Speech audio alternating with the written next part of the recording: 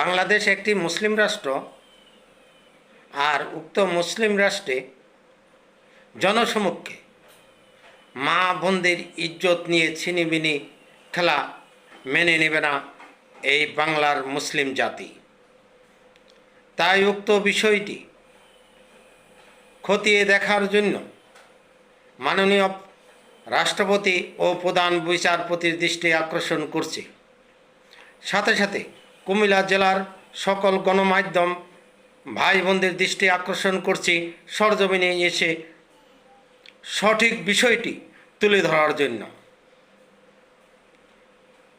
বিস্তারিত